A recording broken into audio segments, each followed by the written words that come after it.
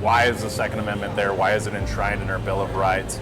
I'm an absolutist when it comes to the Second Amendment. It might be called a fundamentalist, based on the simple premise that it was written at a time period when a group of people had just got done fighting off a tyrannical government and their rights were infringed on. They put in the Bill of Rights what those specific infringements were. The Second Amendment was one of those where the citizens were denied their muskets, denied their arms. And so that's why it's there. It's not there for hunting. A lot of people say, well, you don't need an AR-15 to go hunting. Well, we never had that in place for hunting. The reason why we've got the Second Amendment in place is if the citizenry ever needs to suppress their own government, they've got the means to do so. And that's the reality of the Second Amendment. Right.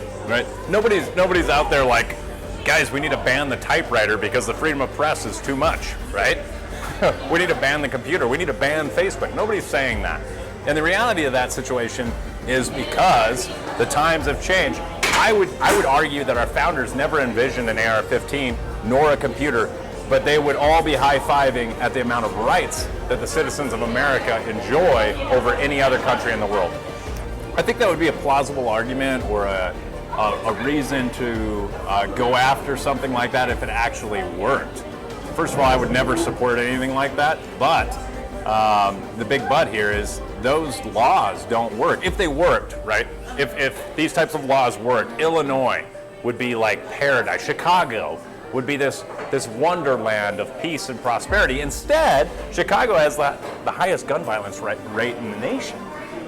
And they've got the most restrictive gun laws on the books, whereas a state like Wyoming, who has very low restrictive gun laws, is also one of the best places to live in the nation as far as low violent crime rate, low homicide rates. All of those statistics are on the side of guns, of personal ownership of guns. In fact, if you look at the percentage of gun ownership over the last 50 years, it's gone nothing but up, whereas violent crime has gone down.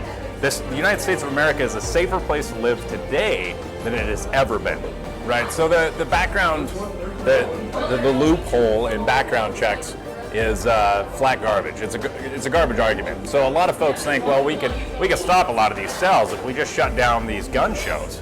And as far as that loophole of background checks, well, it's a garbage aspect based on the premise that only 1% of all gun sales that happen in the United States are actually taking place person to person, as in a private sale.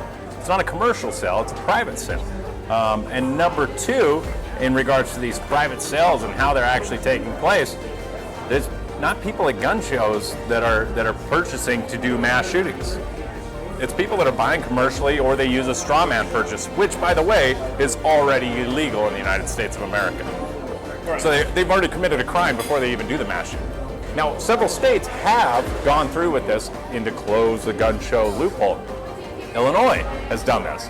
And yet, Illinois still remains one of those states where the homicide rate, the gun violence rate, is extremely high. So it's a non-starter. It doesn't work. It actually doesn't fix anything. We tried it. Didn't work. Right. So it's incrementalism, right? I mean, the reality of the situation is how many of these mass shootings are happening and the statistics in regards to gun violence and gun homicides that happen in the United States. So we look at the statistics of gun homicide, we realize that 2/3 of all of those are by suicide. So people are killing themselves with guns, so 2/3. So you look at the other 1/3, the other 1/3 that is actually happening. First of all, that entire figure, all thirds involved, is still lower than alcohol, right? But so let's just look at that 1/3. So the 1/3 that's left that does not include suicide, the large majority of that is gang-related violence. Those folks are already felons. Those folks are already purchasing illegally and committing more crimes with them. It's gang-related violence that takes up the large majority of gun violence in the United States, which happens in Chicago, in Illinois, where they have the largest restrictions on guns in the nation. So, yeah, it's incrementalism. It's not actually going to stop anything. So if we look at what that actually looks like too, in regards to banning certain types of ARs and AKs, those types of things, and we target guns based on that premise, what we actually find is, how does that actually go in place? New Zealand just did it. So New Zealand just banned it, and it was complete and utter failure. They put out this buyback program. Nobody's showing up to sell their guns back. Why? Because they don't want to turn them in. So what's your solution? Is what I always ask people that are proponents of this. Would you like to send cops door to door? How about National Guardsmen to search people's houses for these weapons? Are you willing to throw out the entire Bill of Rights, leave the Constitution laying on the floor because you want people's houses searched door to door in the United States? I don't want to put our National Guardsmen, I don't want to put our police in that kind of danger, and I don't want to put our citizens in that danger. It's a non-starter, and it's never going to work in the United States of America. Maybe in Australia that would work, but Australia didn't fight for their independence. The United States will. Yeah, so President Trump recently just came out, essentially endorsed states going with a red flag law. And what a red flag law is essentially if someone suspects that you're a little mentally ill, they can call you in and have your firearms confiscated. Well, that's a horrible premise, and it doesn't work. So states that have adopted, Illinois, once again, good example of a bad example, has adopted. But what we're really looking at with these red flag laws is you've got law-abiding citizens that could suddenly be turned in, or have someone call them in and say, Tyler Lindholm is a little bit crazy, and all my guns are confiscated without me ever breaking a law, without me ever being suspected of breaking a law.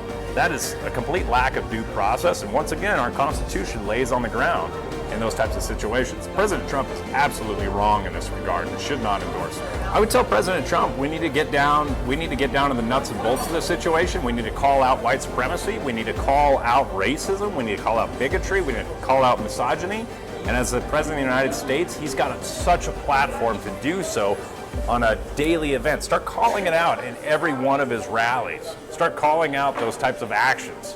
And let's quell that. Let's quell that feeling of hate amongst Americans.